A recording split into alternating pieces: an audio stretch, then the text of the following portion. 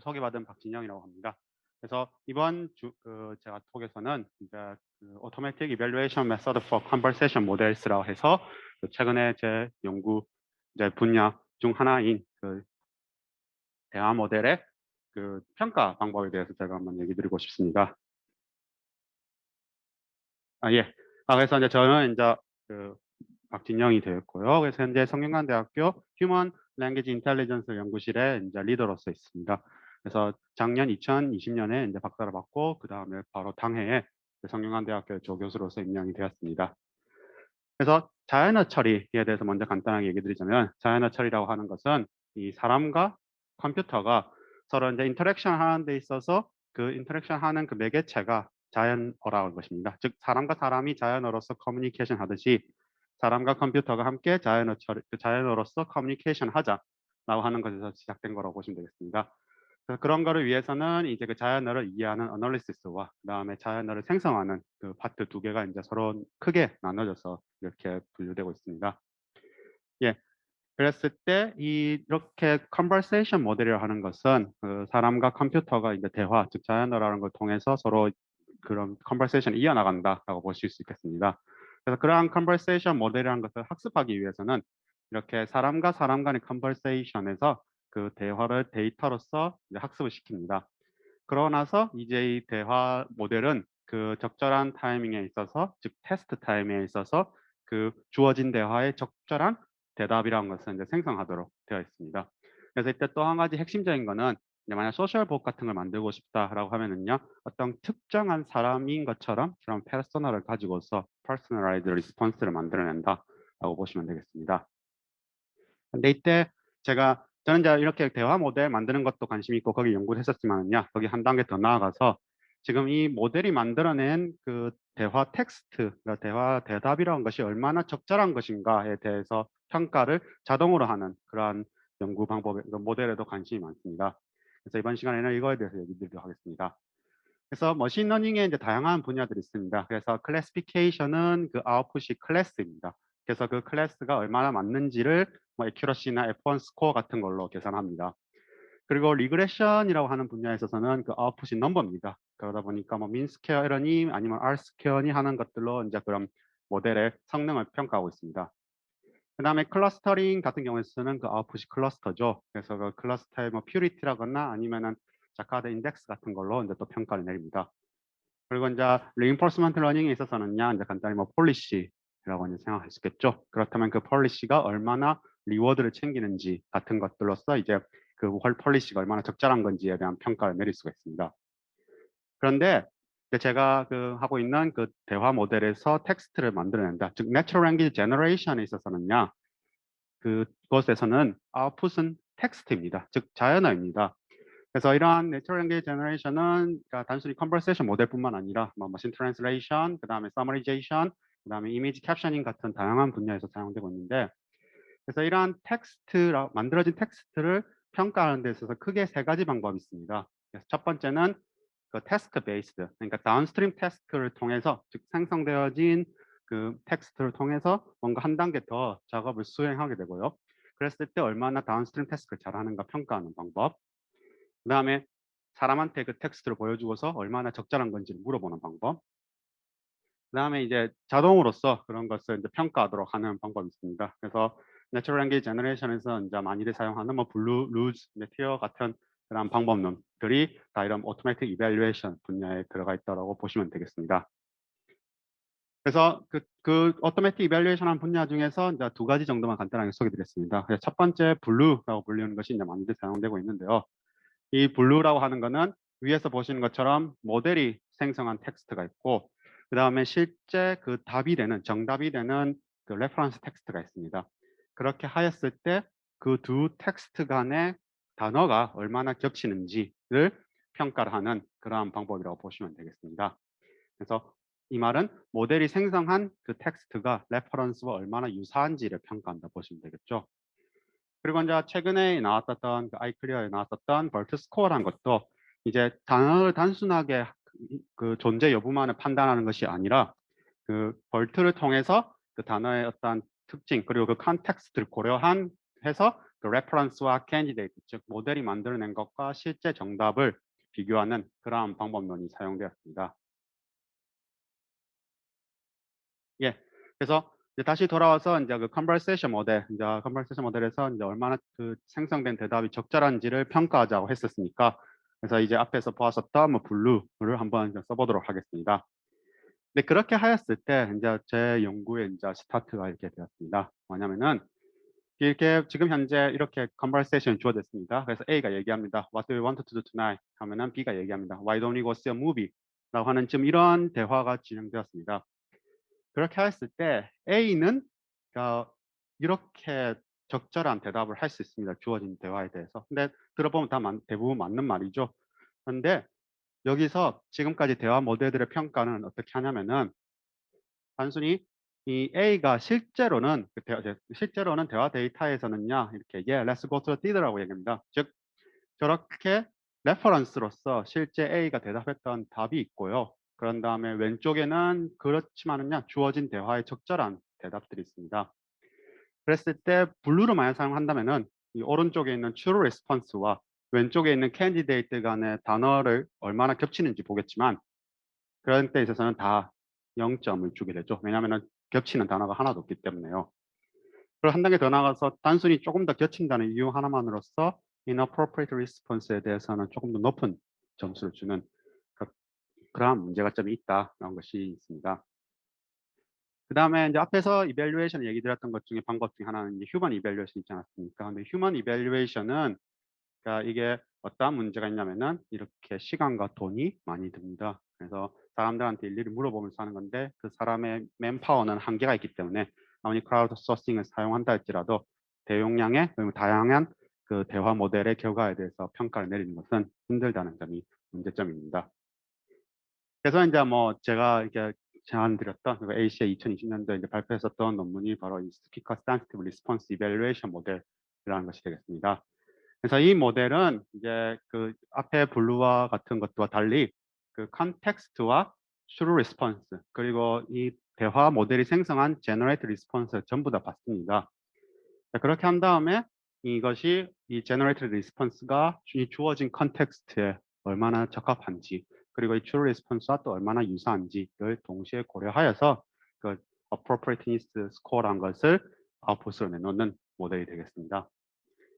근데 이제 이게 뭐 이러한 거는 방법도 여러 가지가 있지만요. 사실 요 연구에서 이제 핵심적이었던 거는 이 SSREM을 학습시키는 데 있어서 그 대화 레이블드 데이터를 그러니까 그 대답의 레이블드 데이터 즉 앞에서 사람이 평가를 했던 그러한 레이블드 데이터가 없이 휴먼의 스코어가 없이 슈퍼바이저로서 학습을 시켰다라는 점이 이제 키 포인트가 되겠습니다. 그래서 그렇게 하는 간단한 방법 중에 하나는요. 우리가 주어진 컨텍스트가 있었을 때 이 true response가 있죠. 왜냐하면 대화 데이터에서는요. 실제 그 컨텍스트가 있고 거기에 맞춰서 A가 대답을 했을 거니까요. 근데 이렇게 한 가지만 주어지면 아무래도 한계가 있겠죠. 이게 맞는 답인 건 알겠는데 그 답에 그러니까 대답의 이제 diversity 그러니까 즉 다양한 그런 답이 나오는 것을 전혀 보지 못하고 그냥 단순히 true response 하나만 보기 때문에 그 자기 자신은 이제 제너럴하게 이제 평가를 내리는 것은 힘들다라는 점이 있습니다. 자, 그렇게 했을 때 이제 최근에 이제 각광받는 방법 중에 하나인 그 self supervised learning을 이제 사용하였습니다. 그래서 약간 네거티브 샘플링이죠. 즉 first response를 이렇게 가져옵니다. 그래서 다른 대화에서 first response를 가져와서 이제 SSREM한테 얘기합니다. 이 첫 번째 true response를 맞춰봐라 라고 합니다. 근데 이럴 때 핵심적인 문제점은 이 랜덤하게 가져오면은 이 first response들이 상당히 쉽습니다. 자, 그러다 보니까 이 true response를 찾는 거는 되게 쉽고 그러다 보면 이 true response에 대한 그 다양한 어떤 그 아까 얘기했던 그 컨텍스트 주어진 컨텍스트에 있어서의 다양한 리스폰스에 대해서 또 학습이 제대로 잘 이루어지지 않는 문제가 있습니다. 자, 그래서 그러면은 이제 그 first response를 최대한 그 true response와 비슷하게 그리고 어떻게 보면은요 이 문제 자체를 어렵게 만드는 것이 이제 핵심 아이디어가 되겠는데요. 근데 그런 걸 문제를 어떻게 어렵게 만들 거냐라고 했을 때, 예, 제가 이게 된다. 그래서 그 문제를 어렵게 만드는 것이 이제 핵심적인 아이디어가 되겠습니다. 네, 일단은 거기 아이디어 좀 얘기하기 앞서서요. 제가 이 학습을 시키기 위해서 SSR임 학습을 시키기 위해서 제가 그 만들었던 대화 데이터는 이 트위터 속에서 이제 사람들이 대화를 하는 그러한 트위터 대화 데이터가 되겠습니다. 그래서 제가 한 27,000명 정도 유저들이 서로 간에 이제 대화를 하는 것을 이렇게 모집을 하였습니다. 그래서 오른쪽에 보시면 이것이 이제 브리트니 스피어스와 마돈나가 서로 이제 대화를 트위터 안에서 대화를 하는 그러한 하나의 한 대화 예제라고 보시면 되겠습니다. 근데 이때 어떠한 제가 그 아이디어 이제 재밌는 점을 발견했었냐면은 여기 지금 그림에서 보시면 A, B, C 세 명의 사람이 있고 그 사람들이 서로 이제 대화를 했던 대화 데이터가 있습니다. 그렇게 했을 때 저는 지금 그 두 번 A와 B의 두 번째 대화 그 I've seen this match and was it good?라고 했을 때 그 다음 리스폰스인 Yeah, it was great라고 하는 저 파트에 대해서 이제 어떤 평가를 내리고자 싶다고 하고 싶습니다. 그렇게 했을 때 첫 번째로 이제 생각해 볼 만한 그 first response는 그 대화 속에 들어있는 A가 얘기한 겁니다. 즉 지금 현재 저희는 A에 대해서 이제 A가 얘기하는 대답을 평가하고 싶기 때문에 그러면 그 A가 그 같은 대화에서 얘기를 하는 그러한 utterance가 first response로 생각했고요. 두 번째는 이 A와 B가 서로 다 얘기를 했는데 대화가 여러 번 있으면은 그러면 혹시 다른 대화에서 이 A가 그 B와 얘기했었을 때 A가 어떠한 얘기를 했는지 또 뽑아냈습니다. 그다음에 세 번째는 이게 우리는 A가 얘기하는 거를 보고 싶기 때문에 그렇기 때문에 그 A가 B하고도 얘기하고 C하고도 얘기했으면은 그러면은 거기에 맞춰서 그 A의 모든 얼터런스들을 가져왔습니다. 그리고 마지막으로는 이제 A가 아닌 다른 사람들의 얼터런스를 이제 이렇게 셋으로 가져왔었습니다. 그래서 이렇게 했을 때 이제 가장 큰 장점이 뭐였냐면은 우리가 대화라고 하는 거에서 곰곰이 생각해 보시면은 내가 부모님하고 얘기할 때, 친구하고 얘기할 때, 그다음에 뭐 다른 동료하고 얘기할 때 같은 사람이라고 할지라도 이게 누구가 하고 얘기하느냐에 따라서 상당히 그 스타일이라거나 토픽들이 달라집니다. 그래서 마찬가지로서 앞에서 보여드린 것처럼 이제 같은 화자가 A가 얘기한다 할지라도 근데 그 안에서 그 상대방 대화 상대방까지 픽스를 시키면은요 더욱더 이 해당하는 우리가 타겟으로 하는 리스폰스와 유사한 그러한 답을 만들어낼 것이다 라고 하는 것이 핵심 아이디어가 되겠습니다. 그래서 그러한 아이디어를 통해서 아까 어려운 문제인 first response 어려운 문제를 만들고 싶어 했었고 그럴 때 그 밑에 이제 화자들이 어떠한 화자가 얘기를 했고 그 화자가 어떠한 대화에서 얘기했고 또 누구하고 얘기했는지들을 이제 다 고려하여서 first response를 만들어내면은 지금 이 해당하는 문제는 단순하게 랜덤하게 뽑아내서 true와 false를 맞추라고 하는 것보다는요 어려운 문제다 나온 것입니다. 그래서 이게 흥미로운 거는 이제 이렇게 논문을 발표하고 나서 생각을 해보니까 제가 몇 년 전에 거의 한 십몇 년 전에 봤던 이 문제가 떠오르더라고요. 이 수능 1번 문제입니다, 실제로. 그래서 대화를 듣고 남자의 마지막 말에 대한 여자의 응답으로 가장 적절한 것을 고르시오라고 해서 이렇게 대화가 쭉 있고 그런 다음에 보기가 5개가 있습니다. 그래서 이제 저희는 이제 뭐 이걸 읽고서 이제 첫 번째 보기에 있는 것이 답이다라는 것을 알 수 있죠. 근데 그렇게 했을 때 그럼 이 나머지 4개를 어떻게 만들 것인가 하는 점이 아무래도 이 문제를 만드시는 분들의 어려운 점이겠죠. 그리고 이것을 이제 이렇게 수능에서 내놨다는 말은 또 이게 수능 영어 문제라는 말은 이 문제를 풀었다는 것 자체가 영어라는 것을 잘 이해했는지를 학생한테 평가를 내릴 수 있다는 방법이니까요. 그래서 저도 역시 이 아이디어를 그대로 이제 SSREM을 학습시키는 데 가져왔었고 그럴 때 이제 핵심적인 거는 이 first response를 만들어내는 데 있어서 막 제가 그 수능 문제 만드는 분들처럼 다 일일이 다 만들 수는 없으니까요. first response를. 그렇게 했을 때 이 주어진 대화에서 나타나는 화자들이 대화를 나눈 다른 대화 데이터에서 그 utterance를 가져와서 first response를 만들고 그거를 보기로 해서 SSREM 보고 이 문제를 풀도록 그렇게 학습을 시켰습니다. 네, 그래서 이제 뭐 이 실험 결과가 이제 이렇게 있습니다. 그래서 아무래도 이 평가하는 데 있어서 텍스트를 평가하는 데 있어서 어떻게 골든 스탠다드는 이 사람이 주어진 거지 않겠습니까? 그래서 SSREM과 혹은 다른 베이스라인 등과 그다음에 그 사람과의 그 코릴레이션을 이제 먼저 측정해 보았습니다. 그래서 뭐 블루니, 루즈니, 임베딩, 뭐 루버 하는 다양한 그 베이스라인들이 있었고요.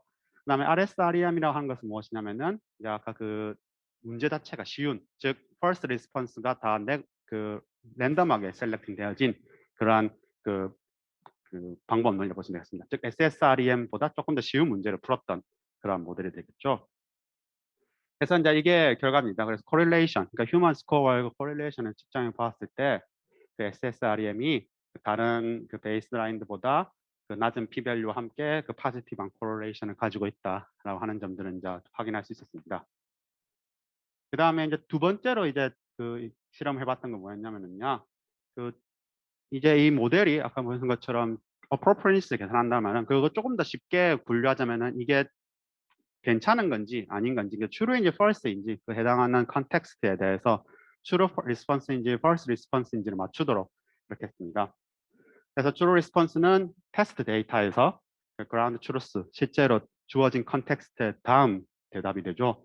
그리고 false response는 앞에서 보여드렸던 네 가지 정도의 그 셋에 대해서 그 테스트 데이터에 있는 네 가지 셋을 다시 만들었고, 그걸 대해서 이렇게 루버, RSREM 그리고 SSREM 세 개를 비교해 보았습니다. 자, 그렇게 했더니만은 이제 뭐 이런 식으로 결과가 나왔습니다. 그래서 X축은 각각의 모델이고 Y축은 그 스코어가 되겠습니다. 전체적인. 그렇게 했을 때 그 GT, 즉 그라운드 트루스가 사실은 이 셋 다 높게 나오고 있죠. 그래서 우리가 루버도 틀린 법도 아니고, 그다음에 RSREM도 어떻게 보면 어느 정도 학습을 하고 있으니까요. 네거티브 샘플링을 통해서. 그렇지만은요, 여기서 이제 에러 바를 이제 측정해 했을 때는요, 확실하게 그 그라운드 트루스와 나머지들 거에 대해서 statistically significant difference가 발생했다는 것을 확인할 수 있었습니다. 그리고 한 단계 더 나아가서 이제 세 번째 실험이 이제 앞에서 했었던 1번, 2번 실험을 반복했습니다. 근데 이때 차이점은 1번, 2번은 같은 저는 이제 트레이닝 데이터로 트위터 데이터를 사용했습니다. 그래서 1번, 2번 실험은 그 같은 트레이닝 데이터, 같은 트위터 대화 데이터를 이용했었고요.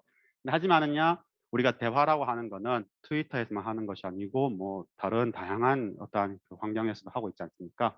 그래서 이 SSRM이 얼마나 그 applicable한지에 대해서 평가를 하기 위해서 트레이닝 데이터로 트위터를 사용했었고요. 그다음 테스트 데이터로는요, 그 무비 스크립트 대화 데이터를 이용했었습니다.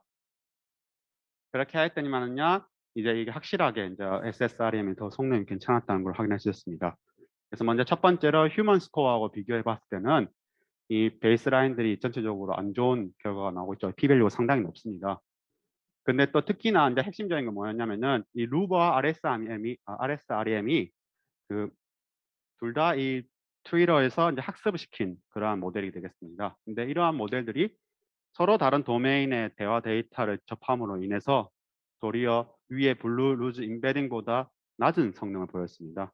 즉 같은 도메인에 있는 것들만 학습했었을 때만 성능을 보였지 그 다른 도메인에 대해서는 그냥 성능이 떨어지는 이런 문제가 있었습니다.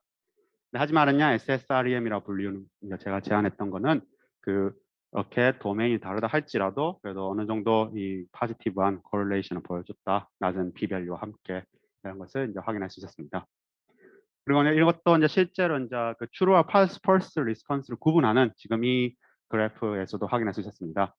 이 루버와 SRM을 보시면은 민 값은 확실히 그라운드 트루스가 높지만은요, 그 에러 바를 측정해 보았을 때는 서로 이제 겹치는 true와 false가 즉 statistically significant하게 그게 구분이 되지 않는다는 문제가 있습니다.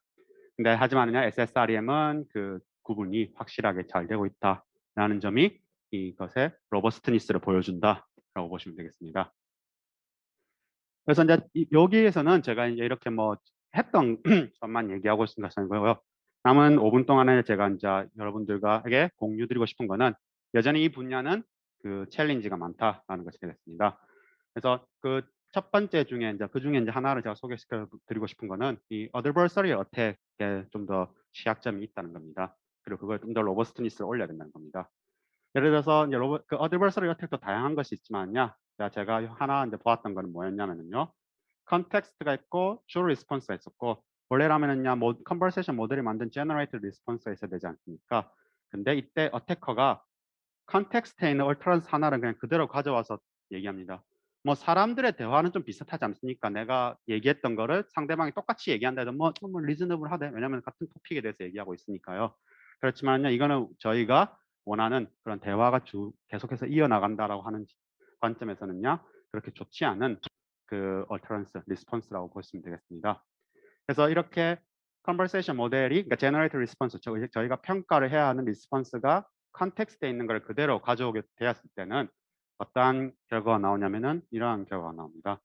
그래서 지금 파란색으로 된 것이 그 그라운드 트루스입니다. 그리고 오른쪽에는 하늘색이 랜덤하게 뽑아낸 겁니다. 그래서 앞에서 보셨던 것처럼 이렇게 둘이 차이가 있지만은 컨텍스트, 즉 주황색으로 된 것을 보면은 루버나 RSRM이나 SSRM이나 전부 다 그라운드 트루스보다 높은 점수를 주고 있습니다.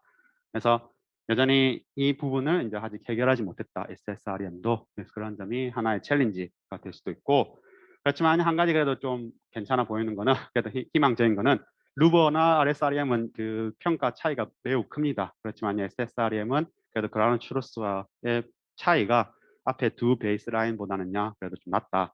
그래서 조금 더 이제 연구를 많이 하고 노력을 하면은 되지 않을까라는 그런 희망을 가지고 있습니다. 그래서 그렇기도 하고요. 그다음에 저는 이제 앞에서 얘기 드렸던 거는 어떻게 보면 컨버세이션 모델에 대한 얘기였습니다. 하지만은요, Natural Language Generation의 애플리케이션은 컨버세이션 모델만 있는 것이 아니고 뭐 question answering, 그 summarization 같은 다양한 그런 모델들이 있습니다. 그랬을 때 그 모델이 그런 텍스트를 만들어내면은 그 만들어냈던 텍스트에 대해서 우리는 뭐 토피컬리 유사한지, 그다음에 팩트에 대해서 얘기를 하고 있는 건지, 그다음에 또 최근에 이슈가 있죠. AI 윤리적으로 봤을 때 얼마나 그 도덕적으로 봤을 때 문제가 없는 건지 등과 같은 다양한 이밸류에이션들이 필요합니다. 그럼 그런 이밸류에이션 그 피드백을 다시 그 내추럴 랭귀지 제너레이션 하는 모델한테 전달해 주면 아무래도 다시 그거를 업데이팅하여서 이런 virtuous cycle, 그러니까 어떤 파지티브한 피드백이 도는 그러한 그 좋은 이런 내추럴 랭귀지 제너레이션 분야의 그 발전이 있지 않을까 그렇게 생각하고 있습니다. 그래서 마지막으로 이제 저희 연구실, 이제 제가 아직 이 연구실이 한 지 1년도 안 됐기 때문에 그래서 간단하게 이렇게 소개를 드리고 예, 제가 발표를 마치도록 하겠습니다. 경청해 주셔서 감사합니다.